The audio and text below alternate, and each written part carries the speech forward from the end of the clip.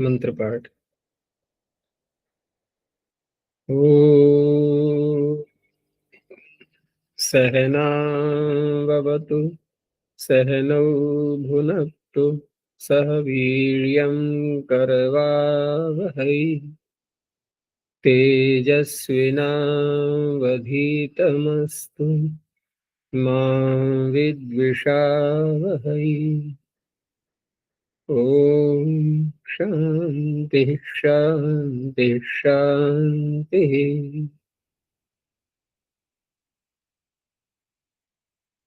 काशिका की 106वीं कक्षा,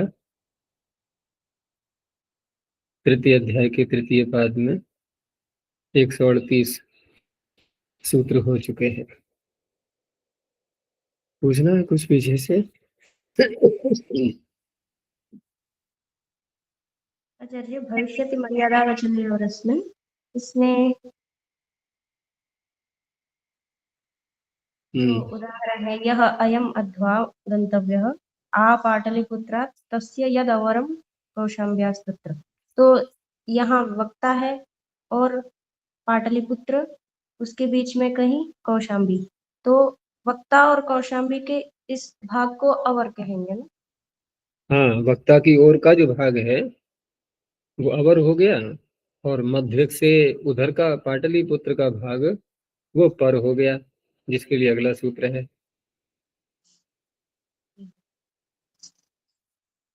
दो भागों में बांट देंगे उसको। अब दो भागों में बांटने का ये तात्पर्य नहीं है कि वहां पर पूरा नाप तोल की जाएगी, निशान लगाए जाएंगे, ऐसा नहीं। एक अनुमान हो जाता है कि हाँ, हम जिस स्थान को बोल रहे हैं वो आधे से इधर को ही है।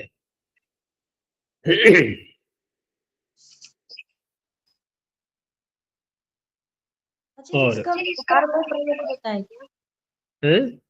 इसमें इतना बदलाव, ये व्यवहार में प्रयोग ऐसा होता है? व्यवहार में प्रयोग दिखता है क्या ऐसा कि अवर भाग हो तो हम ऐसा प्रयोग करेंगे, पर भाग हो तो?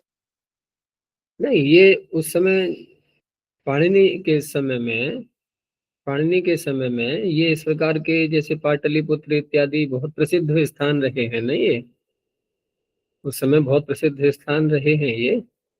तो उनको दृष्टि में रखते हुए बहुत लोग यात्रा करते होंगे, वहां जाते होंगे, तो इस तरह के वाक्यों का प्रयोग होता होगा उस काल में। क्योंकि समय के साथ साथ व्यवहार के वाक्य परिवर्तित होते रहते हैं, स्थान बदल जाते हैं, वस्तुएं बदल जाती हैं, नई नई चीजें आने लगती हैं, पुरानी चीजें समाप्त होने लगती हैं। तो ये समय समय के परिवर्तन ये प्रभाव डालेंगे भाषा पर। अब जिस समय ग्रंथकार ने सूत्रों की रचना की, तो उस समय की जो भी परिस्थितियां थी, चाहे भौगोलिक परिस्थितियां हों या अन्य किसी प्रकार की जो वस्तुएं प्रयोग में आती हैं दैनिक जीवन में लोगों के, उनका होना, उन सब का प्रभाव पड़ा उनके सूत्रों पर। तो इसीलिए ये ऐसे सूत्रों को सार्वकालिक नहीं कहा जाता, सार्वभौमिक नहीं कहा जाता। तो इनको कह देते हैं कि ये सामान्य सूत्र हैं बस। इसीलिए मैं दो शब्दों का प्रयोग करता हूँ बार बार कि सामान्य और व्यापक। व्यापक सूत्र वो हैं जो प्रत्येक काल में कार्य करेंगे अपना, उनका महत्व प्रत्येक समय में रहेगा, वो व्यापक सूत्र बन जाते हैं। ये सूत्र ऐसे हैं कि उस समय इनका अधिक महत्व था, अब उतना नहीं है, लेकिन ऐतिहासिक दृष्टि से जो इतिहास में अनुसंधान करना चाहते हैं उनके लिए ये सूत्र भी लाभदायक है। यहाँ पे लकारों का प्रयोग, ये जो व्याकरण, ये जो नियम है, ये तो अभी भी भाषा में प्रयोग हो सकता हाँ, तो कुछ स्थलों पर अभी भी प्रयोग होता है। अब भले ही मान लो पाटलिपुत्र नहीं है इस समय, कौशाम्बी या प्रसिद्ध शब्द नहीं है ये, लेकिन अन्य जो प्रसिद्ध हैं वहां इनका हम प्रयोग कर सकते हैं बोलते समय, वहां इनका प्रयोग हो सकता है। पाटलिपुत्र की जगह कोई और शहर का नाम ले सकते हैं। एक नियम उन्होंने दिखा दिया कि ऐसे ऐसे प्रयोग कर सकते हैं। तो उसमें यह है कि साहित्य जब पढ़ते हैं और पीछे इतिहास इत्यादि ग्रंथ आते हैं, तो वहां पर ऐसे जब वाक्य आएंगे तो हम तुरंत पता लगा लेंगे कि यहाँ जो लकार का प्रयोग किया गया है वो इस नियम के आधार पर है।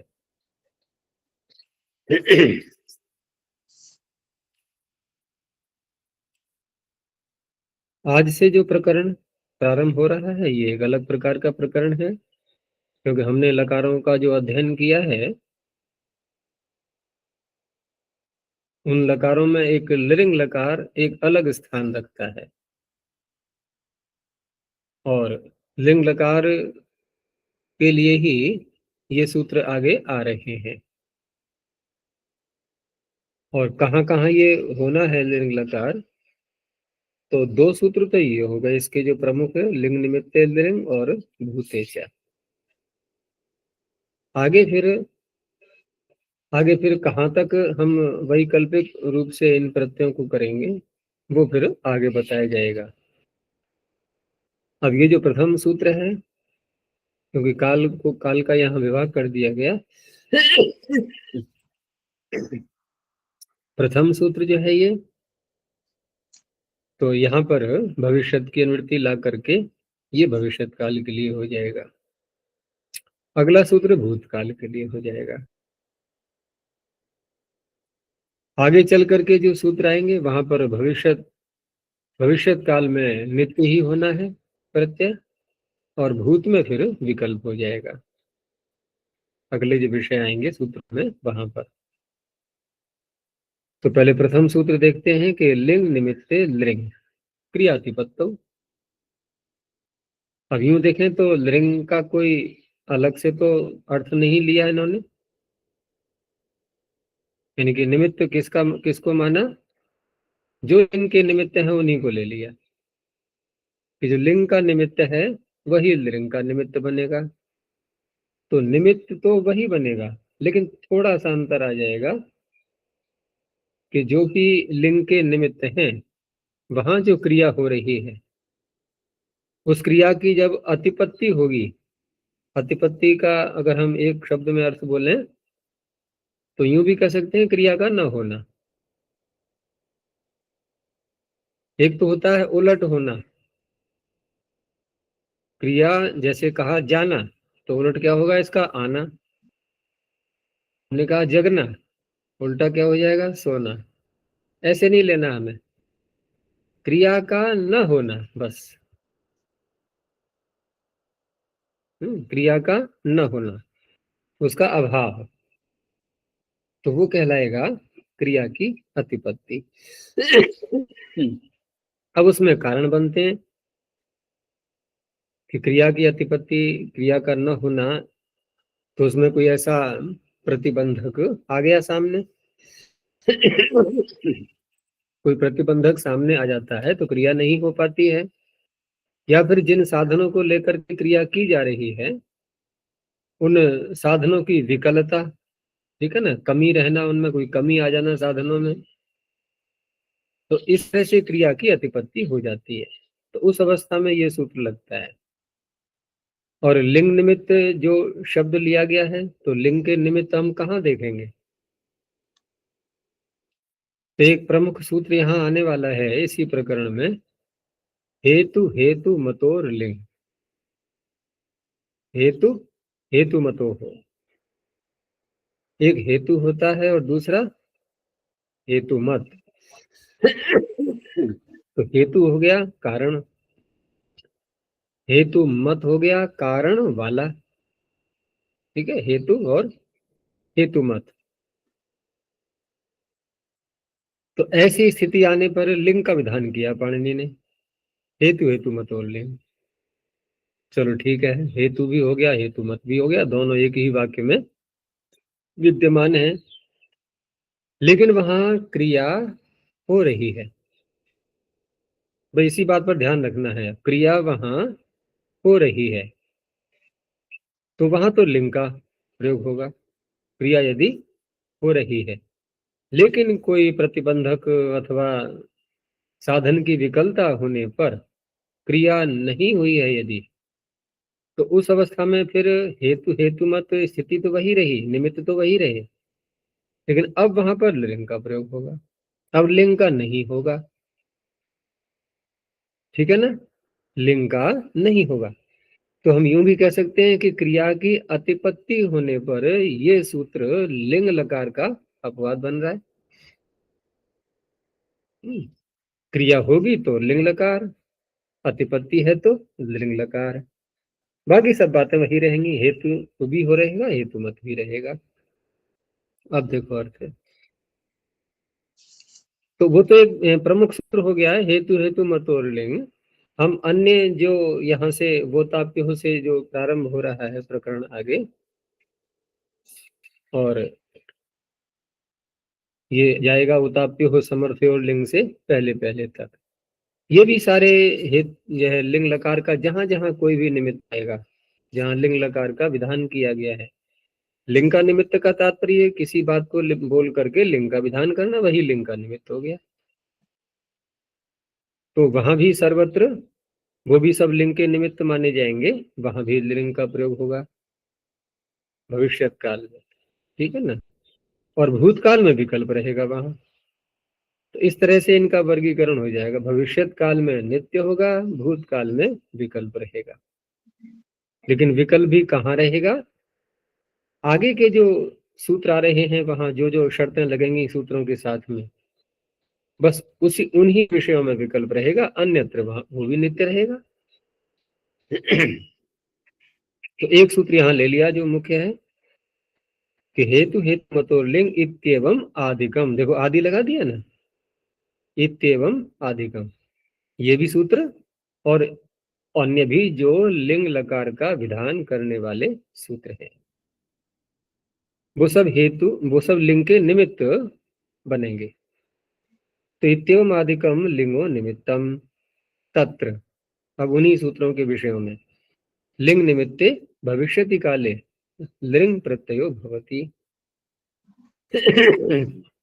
लेकिन साथ में शर्त लगा दी कि क्रियातिपत्तौ सत्याम, क्रिया की अतिपत्ति होगी तभी होगा, नहीं तो नहीं होगा।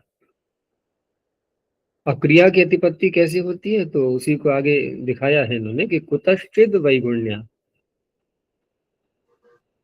अभी अनभि निर्वृत्ति ही क्रिया, यहाँ किसी भी कारण से विगुणता आ जाने पर, और विगुणता में सारी बातें आ जाएंगी, समाविष्ट हो जाएंगी, वो चाहे प्रतिबंधक वाली बात हो अथवा हमारी सामग्री की कोई विकलता हो, सामग्री में कोई कमी रह गई साधनों में, तो वो सब हो जाएगा वैगुण्य। तो विगुणता के कारण से क्रिया की आना भी निर्वृत्ति, क्रिया का संपन्न न होना, इसे कहेंगे क्रियातिपत्ति ही। अब उदाहरण में घटा लो इसको कि दक्षिणेन चेद आयास्यत, अच्छा जी, विकल्पता विकलता कला का न होना, कला का घट जाना, चंद्रमा की कलाएं होती है ना, 16 कलाएं मानी गई ना, तो 16 कला से युक्त चंद्रमा कौन सी तिथि में होता है?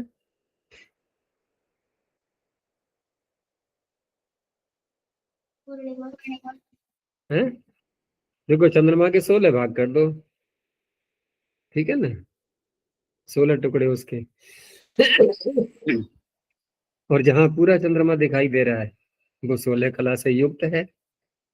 पूरे जो 16 भाग किए थे हमने वो सारे के सारे प्रकाशित हो रहे हैं, उसी को 16 कला से युक्त होना बोलते हैं। तो वो कौन सी तिथि में होगा? पौर्णमासी, ठीक है ना। अन्य तिथियों में एक एक भाग उसका प्रकाशित होना कम होता जाएगा, है ना। तो प्रतिपदा, द्वितीया, तृतीया, चतुर्थी, पंचमी, यहाँ सब में एक एक का अंतर पड़ेगा ना। जैसे प्रतिपदा में क्या होगा, एक भाग कम हो गया। ये पूर्णमासी के बाद की बता रहा हूँ, बाद में पूर्णमासी से पहले चलेंगे हम तो थोड़ा उल्टा क्रम रहेगा, वहाँ उल्टा क्रम रहेगा। तो प्रतिपदा जो पूर्णमासी के बाद वाली है वहां चंद्रमा प्रकाशित होगा लेकिन एक भाग कम हो जाएगा, द्वितीया में 2 भाग कम हो जाएंगे, तृतीया में 3 भाग, ऐसे करके। और जहां बिल्कुल ही कला विहीन हो गया वो कौन सी तिथि होगी? अमावस्या। तो कला से तात्पर्य होता है कि किसी साधन में कार्य करने की जो क्षमता होती है उसमें थोड़ी सी कमी आ जाना, अर्थात उसमें जो कला है, कार्य करने की जो क्षमता है, वो विरुद्ध हो गई है, विगत हो गई है, निकल गई वहां से, तो वो हो गया विकल, बहुरी समास करके, ठीक है ना, विकल, विगता निर्गता कला यस्मात्, तो वो क्या हो गया, विकल। मनुष्य भी कभी कोई देखा होगा कि थोड़ी बेचैनी रहती है ना, किन्हीं कारणों से कोई घटना घट गई या अन्य स्वास्थ्य संबंधी, तो कि आज मैं बहुत विकल हो रहा हूँ, क्या शब्दार्थ होता है वहां, बेचैन, उर्दू का शब्द है बेचैन, तो विकल वही तो आ गया ना, यानी कि जो शरीर में जो हमारी मानसिक स्थिति होती है पूर्ण संतोष की, उसमें कुछ कमी आ चुकी है, तो कमी होना कला का हट जाना, तो साधनों में कमी हो जाना कला का हट जाना, अर्थात साधनों का विकल हो जाना, और साधनों का साधनों में विकलता आ गई तो क्रिया सिद्धि हो ही नहीं पाएगी, फिर रुकावट आ जाएगी। तो वाक्य बोला वक्ता ने कि दक्षिणेन चेद आयास्यत न शकटम पर्या भविष्य, हमें भविष्य काल का ही अर्थ लेना है यहाँ, कि यदि यह व्यक्ति, किसी के लिए कहा जा रहा है, ये दक्षिण के मार्ग से चेत माने यदि आएगा, तो शकट अर्थात गाड़ी टूटेगी नहीं, ठीक है ना, पर्या भविष्य। अब अब यहाँ पर ये भी साथ में ध्यान रखना है कि क्रिया की तो अतिपत्ति होनी चाहिए, तो क्या करेगा वो, क्या होगा अब इस घटना में, तो कहने वाले ने कह दिया कि यदि ये दक्षिण के मार्ग से आएगा तो गाड़ी नहीं टूटेगी, तो क्या आएगा दक्षिण के मार्ग से वो, नहीं। क्यों, कोई भी व्यक्ति कर्म करने में स्वतंत्र है कि नहीं, नहीं देखो उसने ऐसा वाक्य बोल दिया है, अगर तुम्हें उसकी सत्यता सिद्ध करनी है तो अब तो तुम्हें किसी दूसरे ही मार्ग से आना होगा, नहीं तो वो झूठा बन जाएगा बेचारा, उसकी बेइज्जती हो जाएगी, है ना। तो यहाँ वक्ता को पूर्ण निश्चय है, वो देख चुका है जिसके विषय में बात की जा रही है, उसकी सारी जानकारी, पूरी हिस्ट्री उसके पास में है, वो मानने वाला नहीं है और भिन्न मार्ग से आएगा और गाड़ी टूटेगी। और गाड़ी टूटेगी कैसे पता उसको, कि जिस मार्ग से आएगा वो उसको पता है कि इसी मार्ग से आना है, मार्ग की जानकारी उसको पूरी है, वहां गड्ढे इत्यादि सब चीजें हैं, ठीक है ना, गाड़ी भी खराब है ये भी हो सकता है उसको जानकारी पहले से हो, तभी ये वाक्य प्रयोग में आते हैं। भूतकाल में क्रिया की अतिपत्ति कह देना बहुत सरल है, क्योंकि वो तो घटना घट गई ना, वो तो क्रिया पीछे हो चुकी है, तो वहां तो हम बड़ी सरलता से बोल सकते हैं क्रिया की अतिपत्ति, लेकिन भविष्य काल में बोलना थोड़ा तभी संभव हो पाएगा जबकि हमें पूर्ण जानकारी हो। जैसे अगला वाक्य ले लो कि यदि कमलकम आह्वास्यत, इसको शुद्ध कर लेना, इसमें अशुद्धि हो गई है पंक्ति में, ये पीडीएफ फाइल में ठीक प्रकार से है, तो ये दक्षिणेन मार्गेण इसको हटा दो, यदि कमलकम आह्वास्यत न शकटम पर्या भविष्य, इतना रखना है। कमलक कोई व्यक्ति, उसको यदि ये बुला लेगा तो गाड़ी नहीं टूटेगी। अब जिसके लिए कहा जा रहा है उसको पता है, वक्ता को, कमलक को तो कभी बुलाने वाला है नहीं है, कोई दुश्मनी है उसके, उससे ज्यादा भी है, और वो व्यक्ति होशियार है, वो यदि होता तो गाड़ी को नहीं टूटने देता या पलटने देता, पलटना भी अर्थ कर देते हैं इसका पर्या भवन, और टूटना भी अर्थ हो सकता है। तो स्पष्ट है कि वो कमलक को नहीं बुलाएगा और गाड़ी टूटेगी। अभोक्षत भवान घृतेन यदि मत समीपम आगमिष्यत, आप घी के साथ में भोजन करेंगे, घी के साथ में घी मिलेगा साथ में, यदि मेरे समीप में आएंगे, लेकिन जिससे कहा जा रहा है वो पहले ही पता है वक्ता को ये कभी नहीं आने वाला है। देखो भोजन क्रिया तो होगी यहाँ पर, भोजन क्रिया की अतिपत्ति नहीं है, ध्यान रखना, अतिपत्ति किस चीज की है, घृत सहित, घृत से युक्त भोजन क्रिया की, भोजन क्रिया है लेकिन विशिष्ट भोजन क्रिया, उसकी अतिपत्ति हुई है। तो इस तरह के वाक्यों में ये सूत्र लगेगा। अब थोड़ा और बताते हैं कि यहाँ पर हेतु यानी कि लिंग का जो निमित्त है हेतु या हेतु मत, वो कैसे घटाएंगे यहाँ। तो भविष्यत काल विषम एतद् वचनम, ये तो स्पष्ट हो ही गया कि ये सूत्र क्योंकि भविष्यत की अनुवृत्ति आ रही है, तो ये सारे वाक्य भविष्यत काल से ही संबद्ध हैं। भविष्यत अपर्याभवनम च हेतुमत, अब इनको दोनों को दिखा रहे हैं, हेतु और हेतुमत। जैसे भविष्यत काल विषम एतद् वचनम भविष्यद अपर्याभवनम च हेतुमत, भविष्यत में गाड़ी का अपर्याभवन, जैसे कहा था ना कि ये दक्षिण से आएगा तो गाड़ी नहीं टूटेगी, तो गाड़ी का न टूटना, गाड़ी का न टूटना ये कब संभव है, जब ये दक्षिण मार्ग से आएगा। तो दक्षिण मार्ग से आना हेतु, गाड़ी का न टूटना हेतु मत। ऐसे ही दूसरे वाक्य में ये कमलक के साथ में कर देखेंगे तो वहां पर भी गाड़ी का न टूटना वो तो हेतुमती ही रहा, लेकिन कमलक का बुलाना ये हेतु बन गया। वहां दक्षिण से आना वो हेतु बना, यहाँ कमलक का बुलाना हेतु बन गया। तत्र हेतु भूतम च कमलका हुआ नाम।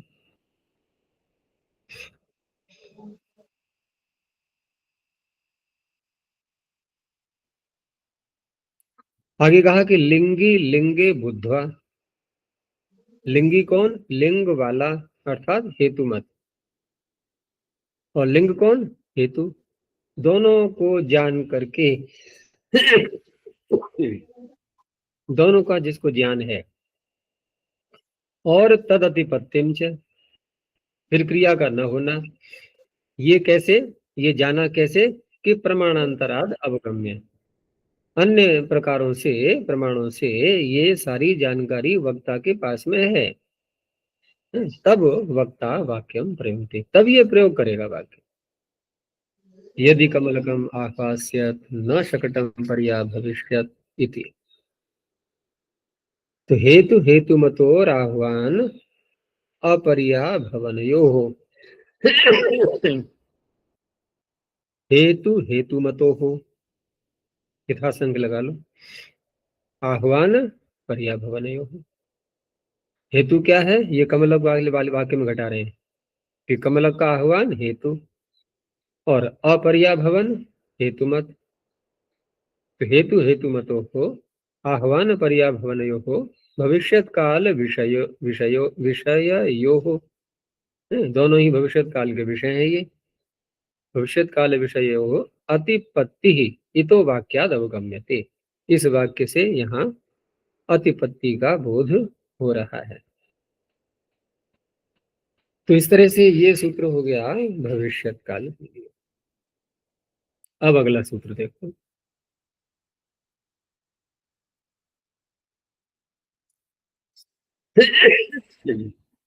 आगे है भूतेच। अब यहाँ पर पीछे का सूत्र यदि देखें तो काल वाले शब्द के स्थान पर यानी कि भविष्यति की जो अनुवृत्ति आ रही थी उसके स्थान पर तो आ गया भूते। तो यूं कह सकते हैं हम कि सूत्र पूरा ही आ चुका है, यहाँ अनुवृत्ति वाला भाग वो नहीं आया। तो लिंग निमित्ते लिंग क्रियातिपत्तविति सर्वम अनुवर्तते, पूर्वेण भविष्यति विहितः संप्रति भूते विधीयते। बाकी सारी बातें वही रहेंगी, काल बदला है। भूते च काले लिंग निमित्ते क्रियातिपत्तौ सत्याम लिंग प्रत्ययो भवति।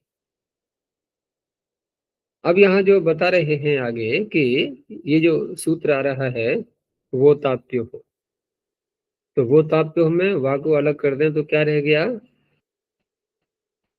उताप्य हो। हाँ आ को भी अलग किया है इन्होंने, आ भी है इसमें, वा आ उताप्य हो, वा आ जो है ना वो मर्यादा के लिए, वो सूत्र सम्मिलित नहीं होगा, अभिविधि नहीं है, मर्यादा है। तो उताप्यो इत्यारभ्य यानी कि इस सूत्र से लेकर अब इस सूत्र से लेकर का तात्पर्य है कि गर्हायाम लडपी जातो, यहां से गणना प्रारंभ करेंगे, लेकिन ये सूत्र लट लकार का विधान करता है, तो लिंग का तो विधान है नहीं इसमें। लिंग का विधान नहीं है तो ये सूत्र भी नहीं आएगा इस क्षेत्र में। तो कहां से प्रारंभ होगा ये उताप्य का प्रकरण? विभाषा कथमी लिंग च, यहां से उताप्यो इत्यारभ्य, यहां से लेकर के, अर्थात विभाषा कथमी लिंग च से लेकर लिंग निमित्तेषु विधानम एतत्। तो ये जो सूत्र है भूते च, ये जहां जहां लिंग के निमित्त आएंगे, विभाषा कथमी लिंग च से लेकर के और उताप्यो समर्थयो लिंग से पहले पहले तक, ठीक है ना, पहले पहले तक जो लिंग के निमित्त है, उन सारे सूत्रों में विषय कहे गए हैं, वहां पर ये लिंग का जहां जहां विधान किया गया है वहां पर इसका विधान हो जाएगा। कब? क्रिया की अतिपत्ति होने पर।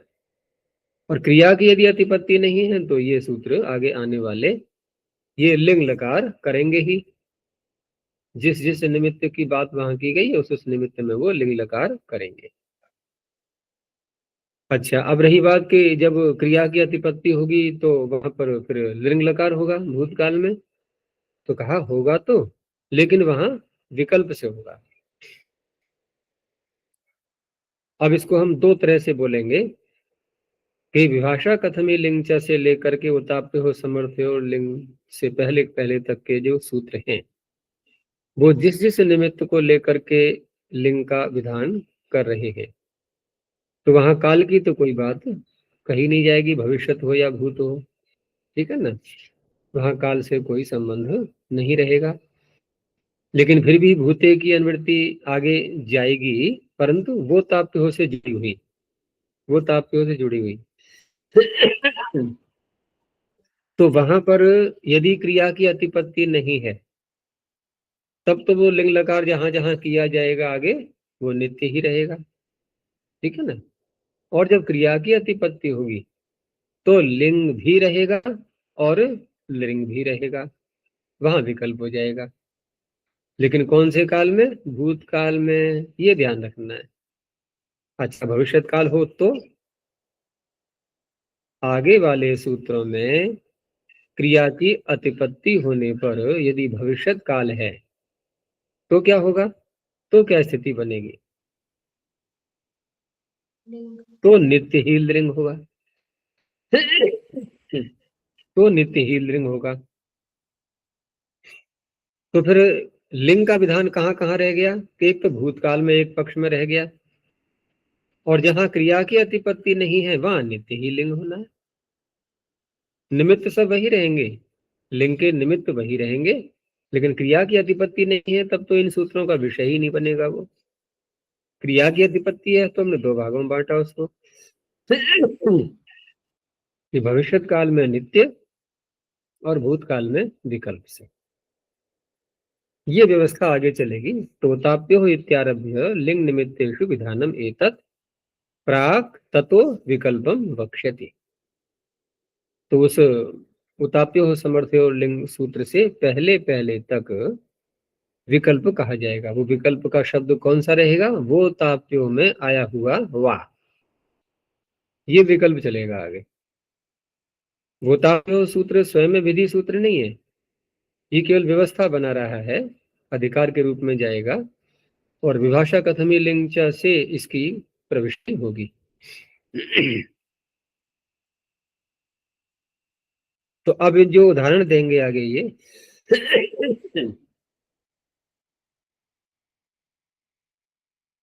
ये किस प्रकार का देंगे? यहाँ पर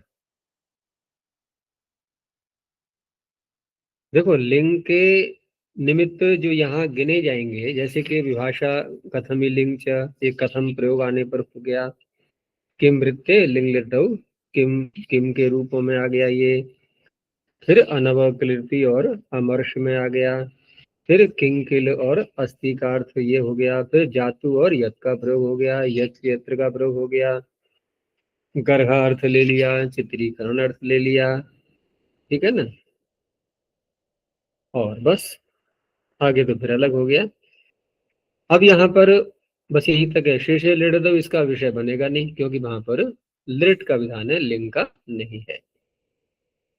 आगे भ्रूताप्यो समर्थ्यो लिंग सूत्र ये आ गया, ठीक है ना। अब भूताप्यो वाला तो क्षेत्र खत्म हो गया ना, भूताप्यो वाला समाप्त हो गया।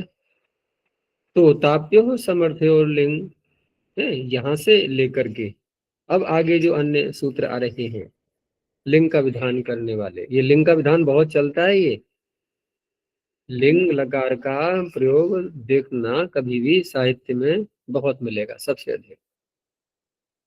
अधिक मिलेगा। तो उसी प्रकरण में आगे आने वाले सूत्रों में एक प्रमुख सूत्र जो मैंने बताया था, हेतु हेतु मतोर लिंग, ये भी आ गया, ठीक है ना। तो अब जो ये उदाहरण देंगे भूते च सूत्र का,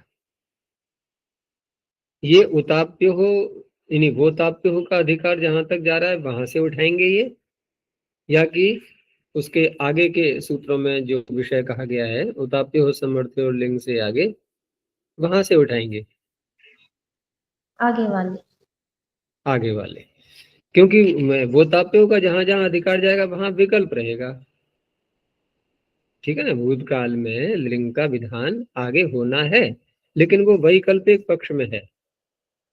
अब यहाँ नित्य वाला दिखाना है इनको, तो फिर आगे जो लिंग के निमित्त बताए गए हैं उन निमित्तों को लेकर के ये वाक्य बनेंगे। अब देखो वाक्य कि दृष्टो मया भवत पुत्रो अन्नार्थी संक्रम्यमाणः। वक्ता कह रहा है कि मैंने आपका पुत्र जो कि अन्न को चाह रहा था भिक्षा के रूप में, उसको घूमता हुआ देखा था। ये भूतकाल की बात है अब, ठीक है ना। और अपरश्च द्विजो ब्राह्मणार्थी, एक द्विज को देखा मैंने जो किसी ब्राह्मण की खोज में था, कोई मिल जाए और मैं उसको दूंगा अन्न। लेकिन हुआ क्या था कि जो आपका पुत्र है वो किसी दूसरे रास्ते से निकल गया, जो द्विज है वो किसी दूसरे रास्ते से निकल गया, दोनों का संपर्क हुआ ही नहीं, ठीक है ना। ये सारी बातें तो पता है, भूतकाल की है ना, अब तो कोई समस्या ही नहीं है जानने में। अब यूं भी नहीं कह सकते कि वक्ता झूठा बन सकता है। देखो पिछले सूत्र के उदाहरण में तो हो सकता है कभी चांस ऐसा बन जाए कि वो झूठ निकल जाए उसके बाद, वो कहेगा मैं क्या करूं, मेरी जानकारी जैसे था मैंने बता दी, अब नहीं हो पाई तो कोई बात नहीं। लेकिन यहाँ जो वाक्य बनेंगे वहां तो नित्यात्मक है ना, कोई समस्या ही नहीं है। तो अब ये वाक्य अगला उदाहरण बना, ये तो एक स्थिति दिखाई पहले कि आपका पुत्र मैंने घूमता हुआ देखा और उधर जो है द्विज भी देखा था जो उसको ब्राह्मण चाहिए था। तो यदि स तेन दृष्ट अभविष्यत, तो ये स कौन है, पुत्र है ना, तेन कौन है द्विज। द्विज। तो यदि वह द्विज के द्वारा देख लिया जाता, अब ये देख लिया जाता, ठीक है ना, दिखाई देना, ये क्रिया नहीं हुई ना, ये हो गई अतिपत्ति, ये हो गई अतिपत्ति, इसलिए लिंग लगा रहा गया अभविष्य। तदा अभोक्ष्यत, तो भोजन क्रिया भी नहीं हुई, वो भी अतिपत्ति हो गई, यहाँ भी लिंग का प्रयोग हो गया है। तदा अभोक्ष्यत, तब खा पाता वो, लेकिन न तो भुक्तवान, नहीं खाया उसने, अन्य न पथा सगतः, वो भिन्न मार्ग से निकल गया इसलिए नहीं खा पाया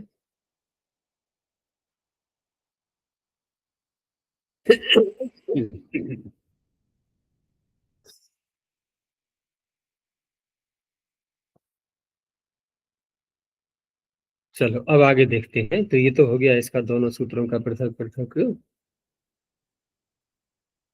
अब आया वो ताप्यो हो, तो अब यहाँ पर जो भूतेच सूत्र है और भूतेच में जो अनुवृत्ति आ रही थी लिंग निमित्त लिंग क्रियातिपत्तो, वो भी साथ में जुड़ी हुई है। तो वो सारी की सारी अनुवृत्ति यहाँ अब आ रही है इस सूत्र में भी। तो भूते लिंग निमित्त लिंग क्रियातिपत्तो इति सर्वम अनुवर्तते। सूत्र का अलग अलग पदों को दिखा करके अर्थ निकाल रहे हैं कि वा आ उताप्यो हो, ये मिला करके बना है वो ताप्यो हो। आचार्य जी, इसमें अन्येन पथा स गतः, तो ये हेतु हुई भूते च में अन्येन पथा उदाहरण, स गतः, ये हेतु हुई। हेतु, हाँ ये हेतु बना, और हेतु मत क्या बना, उसका न खाना। कारण बना उसका भिन्न मार्ग से निकल जाना, और भिन्न मार्ग से निकल जाना की बात हम जो है इसको भी कह सकते हैं द्विज को, और पुत्र को भी कह सकते हैं। भाई दोनों में से एक को भी हटा दो भिन्न मार्ग से तो कहाँ मेल होगा। लेकिन यहाँ जब कहा जा रहा है सगतः, तो स से कोई विशेष एक ही ग्रहण करेंगे हम। तो यहाँ क्योंकि जिससे कहा गया ना न भुक्तवान, वो द्विज तो था नहीं, भोजन क्रिया तो पुत्र को करनी थी ना, इसलिए स आएगा अब पुत्र के लिए कि वह दूसरे मार्ग से निकल गया। इस तरह से पुत्र का दूसरे मार्ग से हेतु बन गया, और भोजन का न खा पाना, भोजन क्रिया का संपन्न न हो पाना, ये हो गया हेतु मत। इसलिए क्रिया की अतिपत्ति है यहाँ पर लिंग लकार हो गया। तो यहाँ वा आ उताप्यो हो, तीनों को मिला करके बना वो ताप्यो हो। तो आ का अर्थ क्योंकि मर्यादा में भी होता है, अभिविधि में भी होता है, इसलिए स्पष्ट किया मर्यादायाम अयम आंग न अभिविधो, अर्थात उताप्यो समर्थ्यो लिंग इति वक्ष्यति। तो प्राग प्राग लगा दिया, प्राग तस्मात् सूत्रावधे है, यद इतः यहाँ से आगे ऊर्ध्वम अनुक्रमिष्यामः तत्र भूते लिंग निमित्ते क्रियातिपत्तौ लिंग वा भवति इत्येतद् अधिकृतं वेत्तव्यम्। तो अगला सूत्र तो मैंने कहा था कि वो लट लकार का है, उसको छोड़ करके उसके आगे से ग्रहण किया कि वक्ष्यति विभाषा कथमी लिंग च, कथम शब्द का प्रयोग होने पर लिंग का विधान वहां किया गया है। तो उस अवस्था में वहां ये सूत्र अब लगेगा। तो तो विभाषा कथमी लिंग च के उदाहरण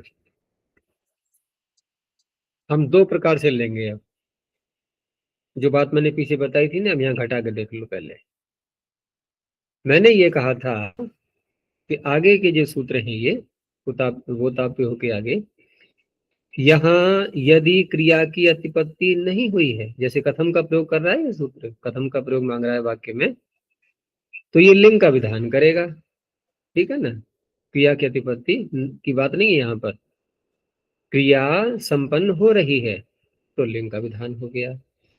लेकिन अतिपत्ति हो गई किसी कारणवश, तो उस अवस्था में, और भूतकाल को कहना है हमें, पीछे घटना घट चुकी है, तो उसको कहने के लिए अब विकल्प से लिंग का भी प्रयोग हो जाएगा। तो दूसरे पक्ष में क्या होगा, फिर लिंग होगा। तो दो स्थलों पर लिंग हुआ, एक तो नित्य स्थिति के रूप में आया वो, जब क्रिया की अतिपत्ति हुई ही नहीं है, और क्रिया की अतिपत्ति हुई है तो एक पक्ष लिंग का बनेगा, एक पक्ष लिंग का बनेगा। तो जैसे कथम नाम तत्र भवान वृषलम अयाजयिष्यत्, अब क्योंकि ये उदाहरण तो यहाँ पर इसी का दिखाएंगे, लिंग लकार का, लिंग तो आगे दिखाएंगे। तो लिंग लकार का उदाहरण दिया इन्होंने, जिसका अर्थ है क्रिया की अतिपत्ति हो चुकी है। तो क्या अर्थ निकलेगा वाक्य का? क्या अर्थ निकलेगा इसका?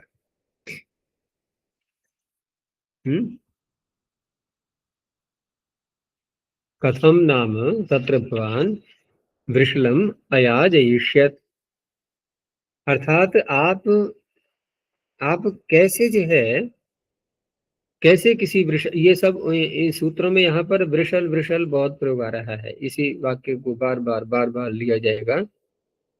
जबकि प्रथमावृत्ति में हम लोगों ने देखा था तो वहां आया था ब्राह्मण शब्द का प्रयोग। ठीक है ना, वहां ब्राह्मण शब्द का प्रयोग बार बार दिया गया था कि आप ब्राह्मण के साथ ऐसा व्यवहार कैसे करेंगे। तो यहाँ दिया है इन्होंने, कथम नाम तत्र भवान वृषलम अयाजेष्यत, यानी वृषल जो दुष्ट व्यक्ति है, तो शास्त्रों में यज्ञ करने का वहां निषेध किया गया है, ठीक है ना, याजकों के लिए यज्ञ करने का निषेध किया गया है। तो आप वहां पर जो दुष्ट व्यक्ति है उसको कैसे, उसके यहाँ यज्ञ, अब आगे बोलो, क्रिया पूरी करो, यज्ञ करेंगे, नहीं कर सकते थे, ठीक है ना। कैसे करते आप दुष्ट के यहाँ यज्ञ कैसे करते, यानी कि दुष्ट का यज्ञ संपन्न कैसे कराते, तो क्या तात्पर्य हुआ, कराया था उन्होंने या नहीं? कराया था। क्योंकि हमें क्रिया की अतिपत्ति भी तो दिखानी है, क्रिया की, क्योंकि यजन क्रिया यहाँ अयाजयिष्यत जो लिखा है, तो वहां क्योंकि वक्ता के वाक्य से क्या निकल रहा है कि कैसे आप यज्ञ करा सकते थे वहां पर, तो कैसे यज्ञ करा सकते थे से क्या कहना चाह रहा है वो? नहीं करना चाहिए था। नहीं करना चाहिए था, ठीक है ना। तो नहीं करना चाहिए था, तो अब अतिपत्ति कैसे करेंगे यहाँ पर? कर लिया था। कर लिया। यही थोड़ा विचार करने की बात है। अच्छा, एक बात और भी है कि यही उदाहरण जब हम इसको व्यासा कथमी लिंग च सूत्र में बोलेंगे, क्योंकि यहाँ तो उन्होंने भूतकाल का दिखा दिया, परंतु व्यासा कथमी लिंग च में कोई भूत की अनुवृत्ति थोड़ी है। आगे के जो सूत्र आ रहे हैं वो तो काल सामान्य में कहे जाएंगे सब। तो काल सामान्य में जब कहे जाएंगे तो वहां पर यज्ञ कराना, यानी पीछे किया या करा रहे हैं अथवा कराएंगे, ये सभी प्रकार के काल आएंगे वहां पर, वहां सभी प्रकार के काल आएंगे। यहाँ क्योंकि इन्होंने भूतकाल का ही उदाहरण दिखाना है, क्योंकि भूतेच सूत्र को जब ला रहे हैं इस सूत्र में ये, तो भूतकाल का ही उदाहरण दिखाना है। और विकल्प से कह रहा है ये सूत्र, विभाषा कथम लिंग च में वाक्य अनुवृत्ति जाएगी, तो फिर लिंग लकार का विधान जो कर रहा है कथम शब्द का प्रयोग होने, तो यथा प्राप्तम च याजयेत ये भी बनेगा, अयाजयिष्यत और याजयेत ये भी बनेगा, दोनों बन जाएंगे ये। तो अब इसको हम क्रिया की अतिपत्ति ढूंढने के लिए हम सामान्य रूप से पहले देखें, अर्थात अतिपत्ति न माने और विभाषा कथमी लिंग च का उदाहरण इसको बनाएंगे, तो वहां क्या अर्थ निकलेगा इस वाक्य का, अतिपत्ति नहीं लेनी है वहां पर। तो वहां क्या वाक्य बनेगा, तो वहां का उदाहरण देखो पहले, एक आगे पृष्ठ पलट करके, कथम नाम कि तत्र कथम भगवान। नाम तत्र भवान वृषलम याजयेत, ठीक है ना, कथम नाम तत्र भवान वृषलम याजयेत। तो यहाँ एक प्रकार से देखें तो निषेध ही तो हो रहा है, कैसे आप वृषल का यज्ञ कराया या करा रहे हैं, कराने जा रहे हैं या कराएंगे, यह तीनों कालों का अर्थ निकलेगा ये, ठीक है ना, तीनों कालों का अर्थ निकलेगा। तो यहाँ पर हम ऐसे भी कह सकते हैं कि ये जो वाक्य हो रहा है, क्योंकि पीछे जो है ना इसके सूत्र, गरहायाम लड़पी जातो हो, यहाँ से गरहा भी साथ में जा रही है, अनुवृत्ति के रूप में गरहा शब्द अगले सूत्र में जा रहा है, तो सामने वाले व्यक्ति की निंदा ही तो की जा रही है, सामने वाले व्यक्ति की निंदा ही तो की जा रही है या नहीं? भाई किसी को कहा जा रहा है कि आप जो है ऐसे योग्य व्यक्ति होते हुए, शास्त्र पढ़े हैं आपने, और फिर भी आप वृषल के यहाँ यज्ञ कराएंगे या करा रहे हैं या कराया था आपने, तो ऐसा कैसे हुआ? हुआ का बोला मैंने भूतकाल की दृष्टि से, और ऐसा क्यों हो रहा है ये वर्तमान काल में, ऐसा क्यों होगा, ऐसा कैसे करेंगे आप तो विद्वान, ठीक है ना। तो यहाँ यदि हम भूतकाल की दृष्टि से लें यहाँ, तो वहां क्या तात्पर्य होगा कि कैसे आपने वृषल के यहाँ, अतिपत्ति नहीं रखनी है, कि कैसे आपने वृषल के यहाँ यज्ञ कराया, अब बताओ यहाँ करा दिया था या नहीं कराया था? करा अतिपत्ति नहीं दिया। लेनी है, ध्यान रखना, कराया था ना, कराया था। तो अतिपत्ति कैसे बनेगी इसकी? न कराना, न फिर कराना गरहा बनेगी अतिपत्ति है। तो फिर गरहा कैसे हुई? गरहा कैसे होगी? नहीं, गरहा तो ठीक है, गरहा निंदित अर्थात कराता वो, तो निंदित हो जाता। जैसे पीछे आया था ना, कमल को यदि बुला लेगा वो, तो गाड़ी नहीं पलटेगी, गाड़ी नहीं टूटेगी। तो गरहा वाली बात तो कही ही जा रही है। हो सकता है वो जिद करता रहा हो, ठीक है ना, कि कराऊंगा कराऊंगा। तो कैसे आप कराते हैं? कैसे आप ये निंदनीय कार्य कराते हैं? गरहा तो छिपी हुई है उसमें। तो इस तरह से यहाँ अब हम पीछे आते हैं इस वाक्य में कि कथम नाम तत्र भगवान वृषलम अयाजेष्य। तो क्या तात्पर्य हुआ? नहीं कराया है उसने, ये अतिपत्ति हुई है।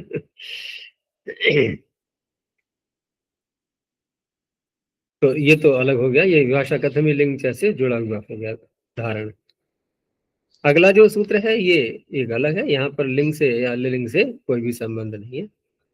इसको एक अलग रूप में ले लो कि गर्हायाम लड़पी जातु हो। अब यहाँ ये ध्यान रखना है, ये काल का यहाँ पर कोई प्रसंग नहीं है, ठीक है ना।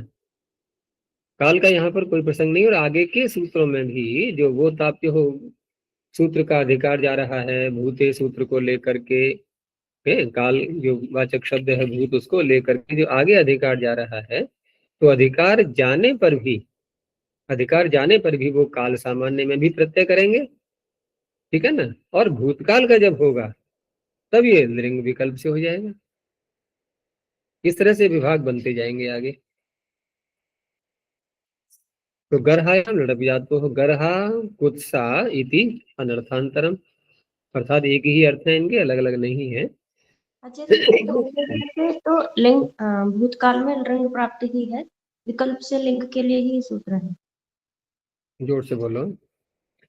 भूतकाल में क्रिया की उत्पत्ति होने पर लिंग प्राप्त ही है, विकल्प से लिंग करना ही हाँ, प्रयोजन है। बिल्कुल कह सकते हैं, ये प्राप्त ही है, विकल्प किया जा रहा है, नहीं तो नित्य होने लगता।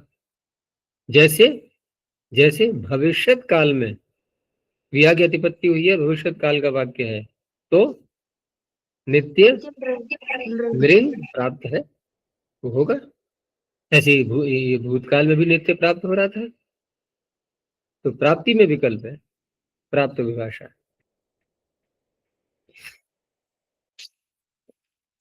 तो गर्हा कुत्सायति अर्थांतरम गर्हायाम गम्यमानायाम अपि जातो उपपदयो, अपि और जातु ये उपपद में होने चाहिए।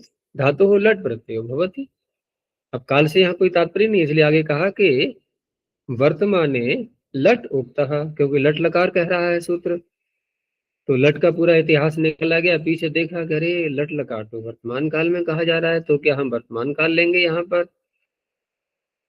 तो कहा नहीं, वर्तमाने लट उक्तः काल सामान्य न प्राप्नोति, अगर वर्तमान काल का ही लेना था तो फिर पिछले वर्तमान लट सूत्र से हो ही जाता।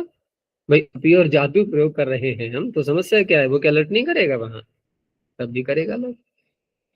इसलिए अब क्या होगा कि यहाँ भिन्न कालों में भी हो जाएगा लट लकार।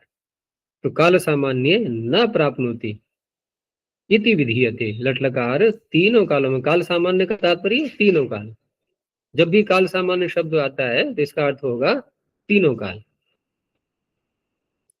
यानी केवल लट में प्राप्त हो रहा था, तो भूत और भविष्यत और बढ़ गया, बस ये समझना है। लट तो हो ही जाता। काल विशेष विहितांश्चापि प्रत्ययान अयम परत्वाद अस्मिन विषये बाधते। विशेष काल में जो विहित प्रत्यय हैं, तो विशेष काल हम कौन कौन से लेंगे? अब भूत और भविष्य। तो भूत भविष्यत में, और भूत भी कई प्रकार के, भविष्यत भी कई प्रकार के, तो वहां पर भिन्न भिन्न लकार प्राप्त हो रहे थे, भिन्न भिन्न प्रत्यय। उन सबको बाध करके पर होने से ये सूत्र वहां पर लट का विधान करेगा। काल विशेष विहितांश्चा भी प्रत्ययान, प्रत्यान का तात्पर्य लकारान, ठीक है ना। अयम परत्वाद अस्मिन विषय, अस्मिन विषय का तात्पर्य अपि और जातु का प्रयोग होने पर, अस्मिन विषय बाधते। तो अपि तत्र भवान वृषलम याजयति,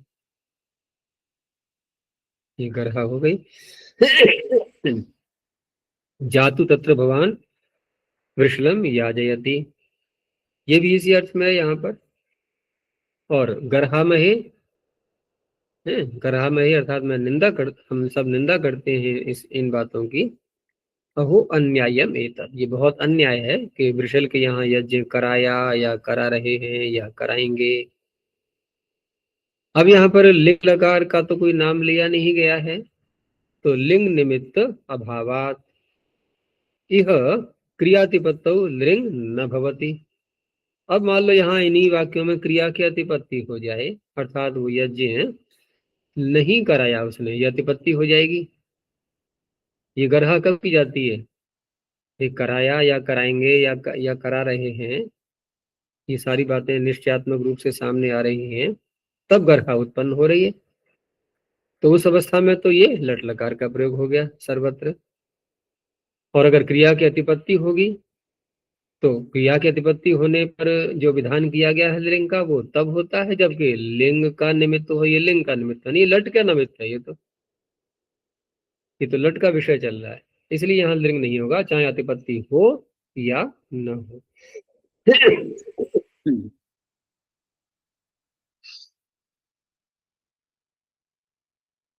अगला सूत्र अब यहाँ पर आ जाएगा, वो ताप्य वाला प्रकरण कि विभाषा कथमी लिंग च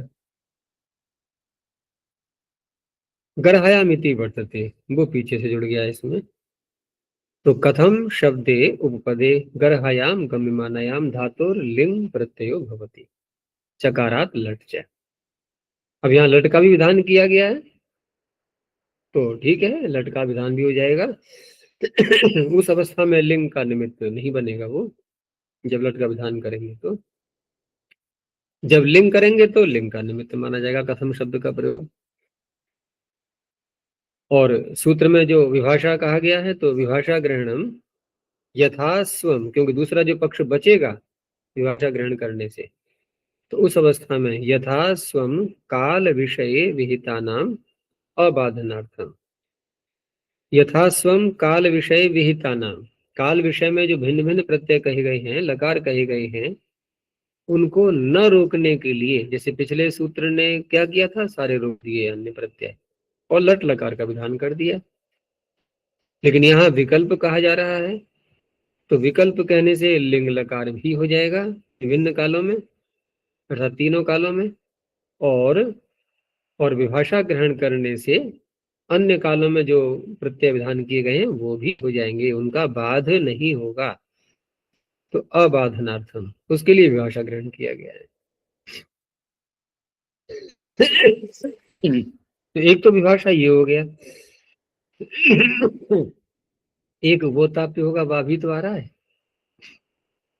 वो भी साथ में आ रहा है, लेकिन उस वाक को लगाएंगे हम क्रिया की अतिपत्ति होने पर, और वो भी लिंग लकार का जहां प्रयोग कर रहे हैं वहां, लट का प्रयोग करेंगे तब नहीं।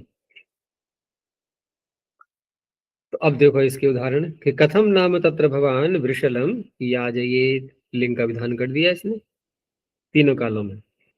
कथम नाम तत्र भगवान वृषलम याजयति, ये लट का विधान हो गया। कथम नाम तत्र भगवान वृषलम याजयिष्यति, ये विभाषा का कारण मुझे प्रभाव पड़ गया, अर्थात लिरिटी भी हो गया, भविष्य काल की बात आई तब। ठीक है ना। एक और रह गया है लुट लकार, कथम नाम तत्र भगवान वृषलम याजयिता, तो याजयिता याजयिष्यति भविष्य काल के प्रत्यय भी हो गए।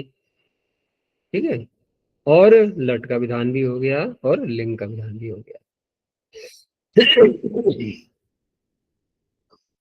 तो लिंग और लट तो सूत्र ने कर दिए। विभाषा से क्या हुआ, विभाषा से लिट और लुट ये भी हो गए। तो ये तो एक काल का दिखाया इन्होंने, अब भूतकाल का भी ले सकते हैं जैसे आगे दिखाया। इसमें भी देखो कुछ गलतियां हो रही हैं। कथम नाम तत्र भवान वृषलम याजयिता, इसके आगे जो पाठ आ रहा है ना, कथम नाम तत्र भवान वृषलम याजयित, ये अशुद्ध है। बल्कि इसको यूं करना है कि कथम नाम तत्र भवान वृषलम, इतना जो अंश है, ये आगे क्रिया आ रही है अकेली अयाजयत, इससे पहले जोड़ दो इसको, क्योंकि वो अधूरा वाक्य है गया, क्रिया मात्र है, पीछे का वाक्य है ही नहीं। और यहाँ याजयेत जो अंश है, इसको पूरा काट दो। कथम नाम तत्र भवान वृषलम, इतना अंश अयाजयत के पूर्व जुड़ जाएगा, और याजयेत ये हट जाएगा पूरा पूरा। अब यहां से अगले से शुरू करो कि कथम नाम तत्र भवान वृषलम अयीयजत।